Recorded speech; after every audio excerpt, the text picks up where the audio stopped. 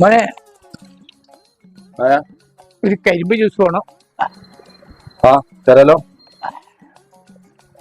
പിന്നെ അതില് ഐസ് ഇടണ്ട. ഐസിലാണ്ട്.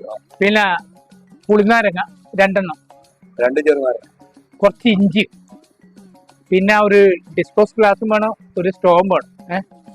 ഡിസ്പോസിബിൾ ഗ്ലാസ് തരാം. സ്ട്രോണ്ട്. മധുരം വേണ്ടേ? നിങ്ങൾ എവിടെയാ മധുരയില്ലാത്ത കരിമ്പ്?